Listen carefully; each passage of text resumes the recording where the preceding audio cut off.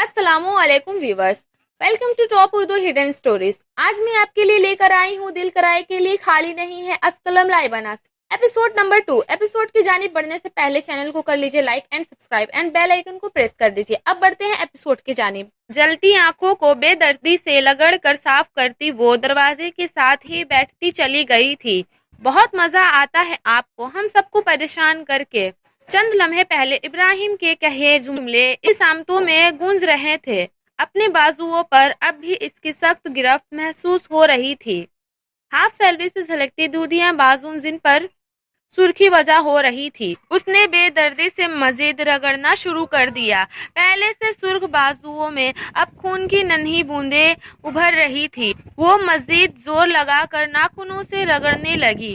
خون کی نکلتی بوندیں اب روانے سے بہہ رہی تھی۔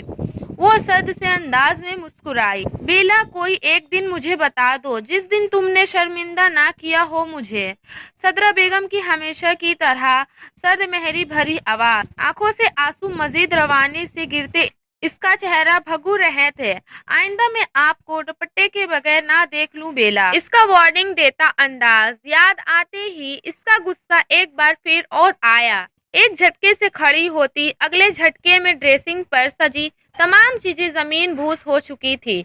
آپ کوئی ایک دن بتا دے جس دن آپ نے بیلا کو بیٹی کی طرح ٹریٹ کیا ہو۔ وہ زیرلب بڑبڑائی۔ بیلا، دروازے کھولو میری جان، چائے کے ساتھ ننگٹس بھی ہے، ابھی ابھی بنائی، پلیز کھول دو۔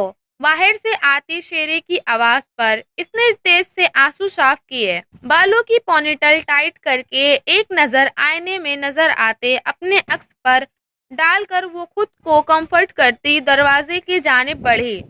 میں نے چائے تو پی لی ہے شیرے، تمہیں پتا تو ہے میں مہمانوں کے ساتھ ہی پی لیتی ہوں۔ دروازہ تھوڑا سا کھول کر وہ خود باہر نکل آئی۔ جو بھی ہو، کمرے کی حالت دکھا کر شیرے کو پریشان نہیں کر سکتی تھی۔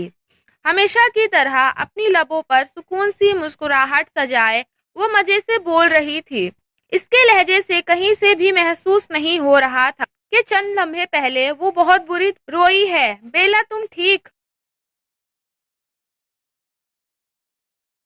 مہمانوں کے جانے کے بعد جب رونا ہی ہوتا ہے تو ایسی حرکتیں کرتی ہی کیوں ہو جس سے خود کو بھی تکلیف ہو اور ہمیں بھی۔ شیرے کے کچھ کہنے سے پہلے ہی دوسرے جانب سے ابراہیم کی آواز آئی تھی۔ وہ پہلے ہی شیرے کو اس جانب آتا دیکھ چکا تھا۔ وہ اچھی طرح جانتا تھا وہ شیرے کے علاوہ کسی کے لیے دروازے نہیں کھولے گی، اس کے لیے تو بالکل بھی نہیں۔ اور اپنے اس قدر سخت رویے کے بعد دل جو بے قرار تھا اسے دیکھے بغیر قرار نہیں آیا تھا۔ لہجے سے چھپا لیں گی، ہنس کر بات کر کے مقابل کو مطمئن کر دے گی، لیکن ان آنکھوں کا کیا کریں گی بیلا افضل مالک جو چیخ چیخ کر مقابل کو اندرونی حالت بتا دیتی ہے۔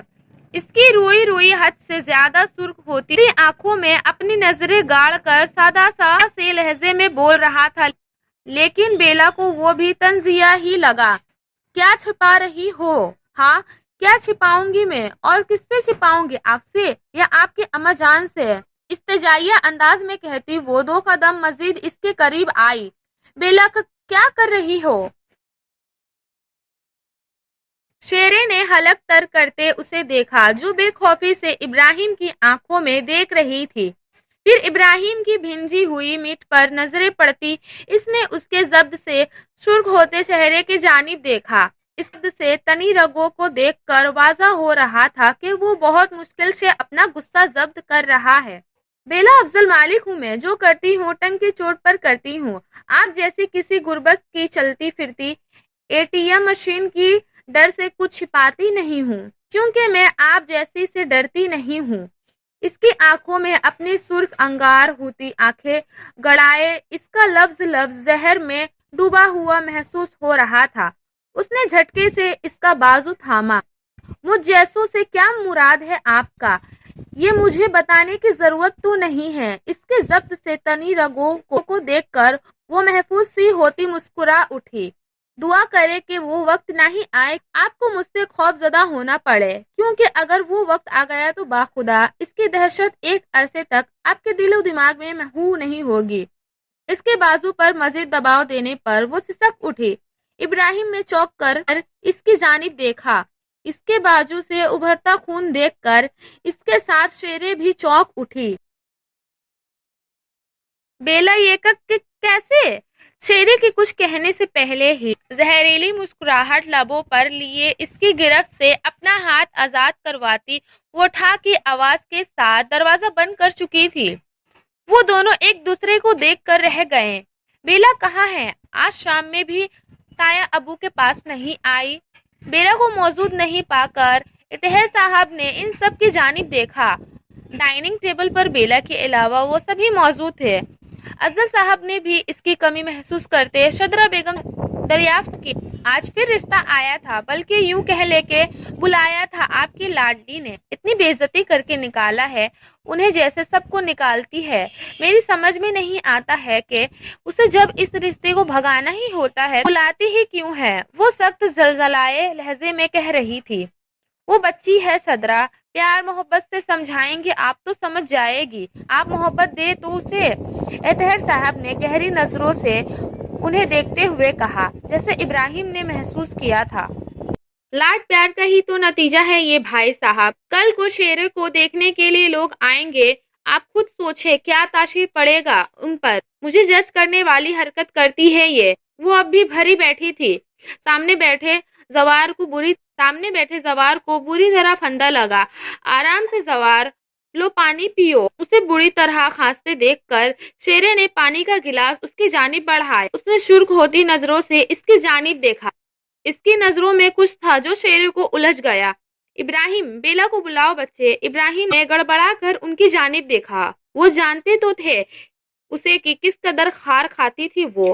کچھ سوچنے کے بعد وہ اس کے کمرے کی جانب بڑھ۔ چند لمحے سوچنے کے بعد اس نے آہستہ سے دروازے پر دستک دی۔ حیرت انگیز طور پر دروازہ کھلتا چلا گیا۔ کمرے کا منظر دیکھ کر اس کا دل اس لڑکی کو اٹھا کر گھر سے باہر پھینک دینے کا کر رہا تھا۔ پورے کمرے کا حشر بگاڑ کر وہ اطمینان سے صوفے پر مل کھا رہی تھی۔ بیلا، اس نے بامشکل اپنا لہجہ نرم رکھا۔ مقابل کی جانب سے جواب دینا ضروری نہیں سمجھا گیا تھا۔ بیلا، اس نے دانت پیس کر اسے پکارا۔ کہیں۔ وہ بھی اس کے قریب آ کر اس کے لہجے میں بولی۔ ابراہیم کی نظریں بھٹک کر ایک بار پھر اس کے بازوؤں پر گئے۔ اس نے ایک بار پھر اس کا ہاتھ تھاما، لیکن اب کی بار گرفت میں نرمی در آئی تھی۔ وہ پھیکا سا مسکرایا۔ یہ کیسے ہوا بیلا؟ نرمی سے سہلاتے وہ بے اختیار پوچھ بیٹھا تھا۔ بیلا نے مسکرا کر ایک نظر اسے دیکھا، بہت اطمینان سے اپنے ناخن بازوؤں میں رگڑ کر بے دردی سے اسے ایک بار پھر نوچ ڈالا۔ بیلا، پاگل ہے؟ دماغ سیٹ ہے؟ کیا کر رہی ہے یہ؟ وہ غصے سے پاگل ہوتا، کبھی اسے کبھی اس کے ہاتھ کو دیکھ رہا تھا۔ خبردار چھونا نہیں مجھے، آپ کا لمس گوارا نہیں ہے مجھے۔ ابراہیم آنکھوں میں تیر لیے اسے دیکھ رہا تھا۔ وہ تو بس اسے بدگمان سمجھتا تھا۔ وہ اس حد مت کرتی تھی اس سے۔ بابا کھانے پر بلا رہے ہیں آپ کو۔ اس پر ایک نظر بھی ڈالے بغیر وہ کمرے سے نکل گیا تھا۔ کچھ دیر بعد وہ ٹیبل پر آئی تو وہ اٹھ چکا تھا۔ کندھے اچکا کر وہ اطہر صاحب کے پاس آ کھڑی ہوئی تھی۔ وہ ہمیشہ کی طرح اسے دیکھ کر کھڑے ہو چکے تھے۔ میری گڑیا، کھانے پر ساتھ نہیں تھی بیٹا آپ؟